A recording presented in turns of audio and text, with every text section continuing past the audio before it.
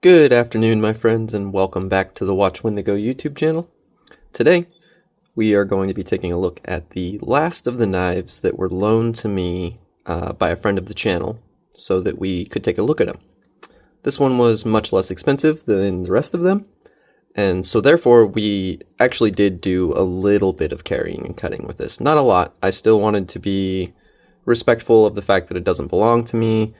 I didn't want to risk any type of damage or anything like that, but I did kind of want to get an idea of just what it was like to carry this guy, because it's a little bit of an oddball. Not like super weird, but just a little. So let's go ahead and get into the box. This is what we are taking a look at. It is the Kizer Huntsman. And I really enjoyed this box. This is a lot different than a lot of the Kizers I've gotten in the past, or, well, actually, the only other Kizer that I've gotten in the past did not come in a box like that. Let's go ahead and open it up. Right, so that's the knife, and right off the get-go, my first impressions of it was, oh wow, that handle's kind of oddly shaped, but we'll get to that later. So some basic information on this knife. When this guy was new, he was listed for about $189. The blade steel on this guy is S35VN. It's utilizing a titanium handle with carbon fiber inlays.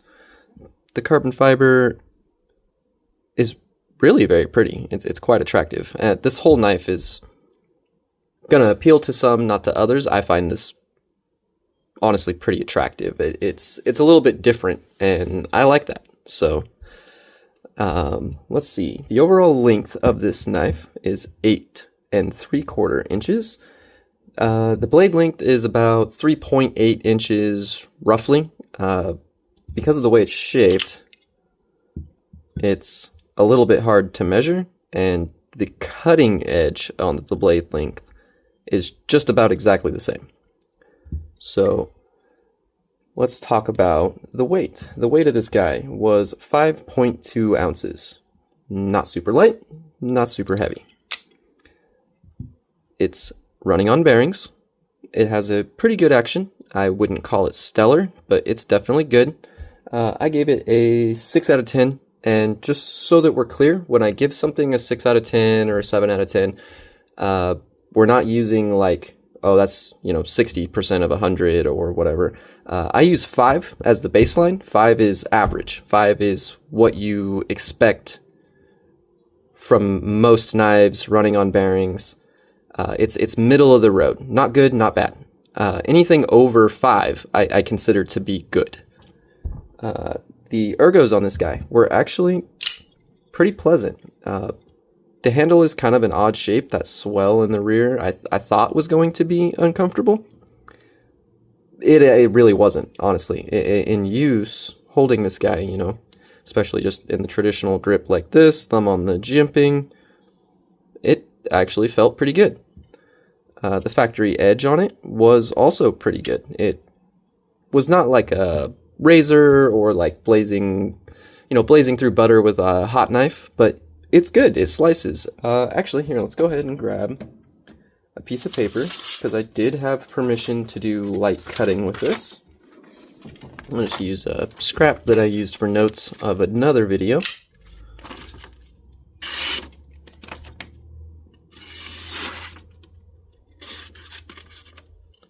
Oh, we found a spot. See, it's pretty dang good. I would definitely give that a pass. The only other Kizer that I've handled at the moment also came in pretty dang sharp. So from what I can tell, Kizer does a pretty good job with their factory edges.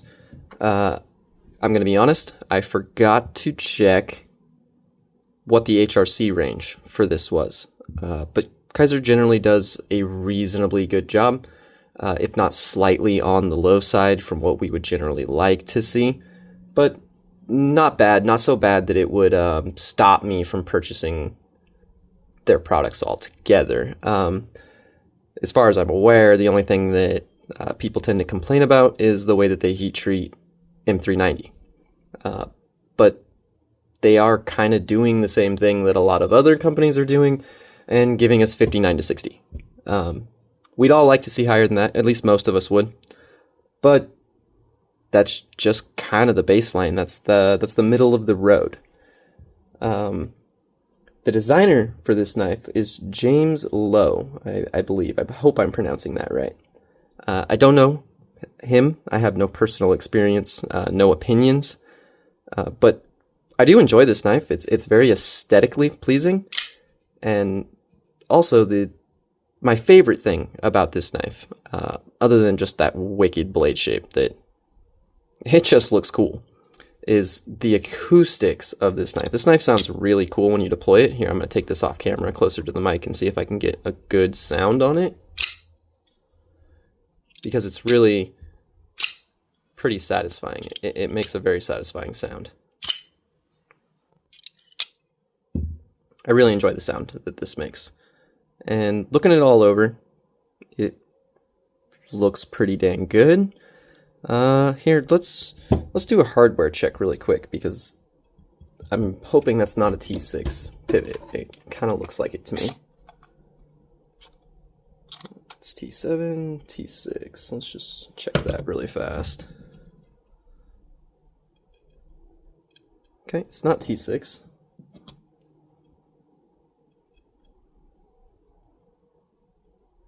That's a T7. Kind of seems to fit. Oh, no. Okay. It is definitely a T8. So that's good. That would have been kind of weird to see a T7, and I would have been really disappointed to see a T6 on a pivot screw. And these are almost certainly T6s. Yeah, definitely T6s. So, you know, it is what it is. In a perfect world, I would like to never see any T6s. I think we all kind of feel that way. None of us really like T6s. Fun story about this knife is, from what I read, the inspiration for this knife was the Huntsman Spider. So that's kind of cool.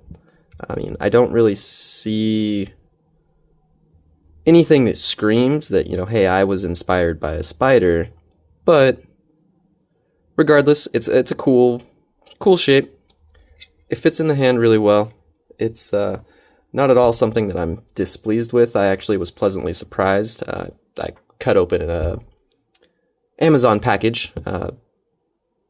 What was that? Yesterday, the day before? I cut open 2 Amazon envelopes and a box. And like I said, it slices really well. It handles well. It feels good in the hand. I didn't carry or use this a lot, obviously. I said that already, but I just kind of want to reiterate that this isn't like a full-blown review. It's just kind of the impressions that I got while I had it in my possession. The clip was okay. It wasn't my favorite in the world. Let's go ahead and double check that and take what I've got out of my pocket. Stick this back in there. Yeah, it works fine. No major complaints. Not something I'm blown away by, but it's fine. Okay, let's talk about a couple of things that I really didn't like about this knife. So first and foremost, just kind of the amount of access to the thumb stud. It's really easy to roll over that and kind of miss it or just barely get it. I only did that once or twice, pulling it from my pocket, fidgeting with it. But I did do it, and it wasn't like a fluke or anything like that. I missed it a couple of times while I had it. The thumb studs are not really sharp. They're just not extremely pleasant. And not only are they not extremely pleasant, but they're also not like what I would call super grippy either. Okay, so now we're going to get to what I would consider my biggest complaint with this knife is it's a bolster lock, and the access to that lock, in my opinion, is kind of poor. I found myself fidgeting with this, trying to get access to the lock. Not a deal breaker, but it wasn't ideal, at least not for me. if this was my knife, it would honestly probably be relegated to more of a collection piece. I wouldn't carry it that often. I do like it. It's just it's not necessarily my cup of tea. It's my cup of tea and something that I would like to look at, but not a lot of my preferences and something that I like to use.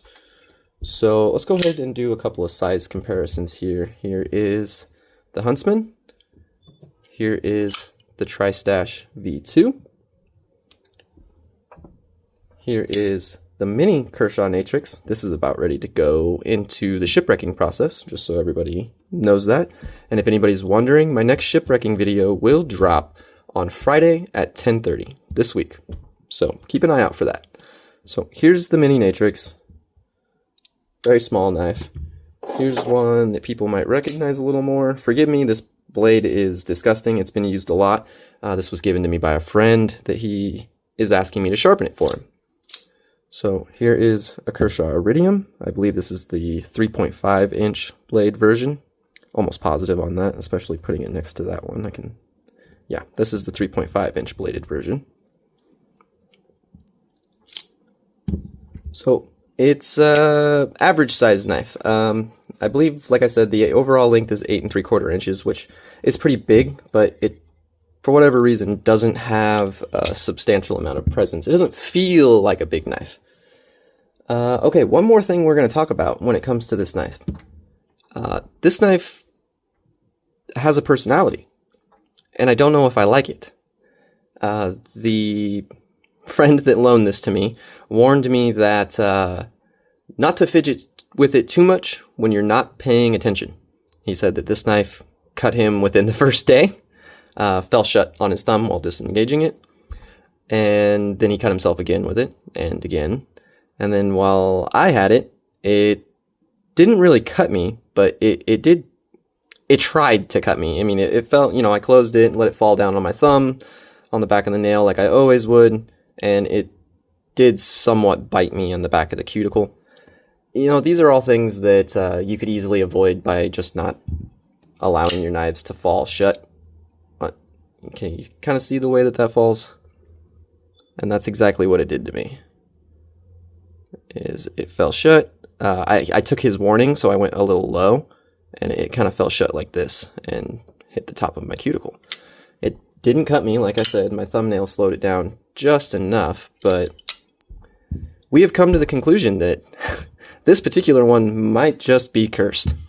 It's bloodthirsty at the very, very least. I did enjoy taking a look at this knife. It is something cool. Maybe sometime in the future I will try to pick one up for my own collection. As a collection piece, mostly, because I think it's pretty. I think it's very interesting, pretty, nice conversation piece. That's going to be all, my friends. I really did enjoy taking a look at this, and thank you to the friend of the channel who loaned me the Mojave, the Pariah, and the Huntsman for the purpose of taking a look at them on the channel, and for me being able to show them off to you guys. It's been a lot of fun going through his collection. Obviously that's not his whole collection, but some of the pieces that he thought people would be interested in seeing. And they were all pretty cool. I was interested in all of them.